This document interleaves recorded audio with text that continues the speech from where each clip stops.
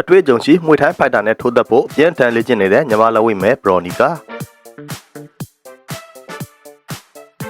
channel မှာရှိတဲ့ပြည်သက်ကြီးအားလုံးမင်္ဂလာပါခင်ဗျာအခုတက်ဆက်ပေးမယ့်အကြောင်းအရာလေးကတော့ One Championship မှာဒုတိယပွဲကစားမယ်ညီမကီယန်တိုင်းရန်သူလေးရဲ့လေ့ကျင့်ပြင်ဆင်နေမှုအကြောင်းတွေပဲဖြစ်ပါတယ်ခင်ဗျာဘရော်နီကာပြန်မဝင်မဲ့ One Friday 107ပွဲစဉ်ကျင်းပဖို့၄ရက်ပဲလိုပါတော့တယ်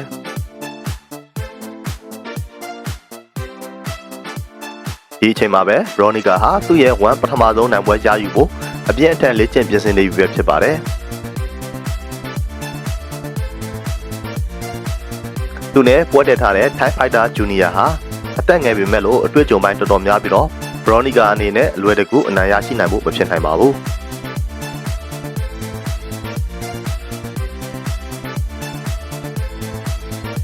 ကိုမှရှိတဲ့ရုပ်ပိုင်းဆိုင်ရာအာသာချက်အရင်မျက်နှာကိုကောင်းကောင်းအသုံးချပြီးတော့အမြင့်ကန်ချက်တွေမွေးထိုင်းကစားနည်းဖြစ်တဲ့တရောင်ရိုက်ချက်တွေနဲ့စုပေါင်းပြီးတော့ဖိအားပေးရမှာဖြစ်ပါတယ်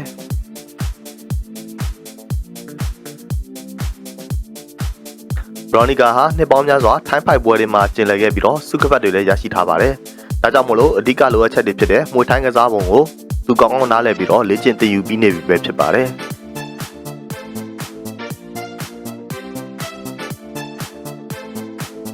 နောက်တစ်ချက်ကတော့ Type 5ပွဲတွေမှာသုံးတဲ့လက်အိတ်အကြီးတွေအစားပါလွာတဲ့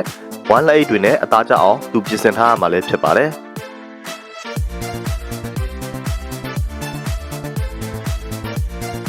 အဓိကအရေးကြီးဆုံးနဲ့ဘရော်နီကာရဲ့ one ပထမဆုံးအားနည်းချက်လို့ဆိုရမယ်တက်လုံပိုင်းနဲ့တန်းခံရေးပိုင်းကိုလည်းအခုပွဲမှာအတော်ကြီးအရေးကြီးရလို့မြင်မိပါတယ်ခင်ဗျာ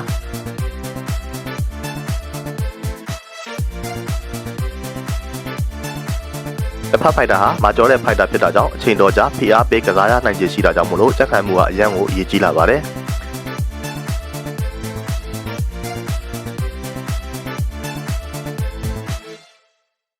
ဘရော်နီကာဟာနာမည်ကြီးမွေထိုင်းကလပ်မှာလေ့ကျင့်ပြင်ဆင်နေတာကြောင့်မို့လို့ဒီချက်တွေအားလုံးကိုသိရှိပြီးပြင်ဆင်ထားပြီးလည်းဖြစ်မယ်လို့ထင်ပါတယ်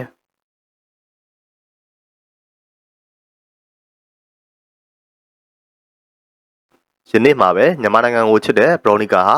မြန်မာအလံပုံစံရိုက်နေထားတဲ့သူ့ရဲ့သွားကာဘာအန်ကတ်ကိုထုတ်ပြလာခဲ့ပါတယ်မြန်မာပြည်သက်တို့ရဲ့အချစ်တော်ဘရော်နီကာတယောက်ပြန်ဘက်ကိုအခက်အခဲမရှိအစွမ်းပြဖြတ်ကျော်နိုင်ပါစေလို့ဆုတောင်းပေးလိုက်ပါတယ်ခင်ဗျာ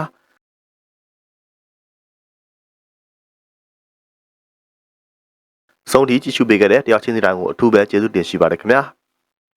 ကျွန်တော်တို့ channel လေးကအသစ်တင်တိုင်းကိုသိရှိနိုင်ဖို့အတွက် channel လေးကို like and subscribe ပြုလုပ်ပေးခဲ့ကြပါအောင်ခင်ဗျာ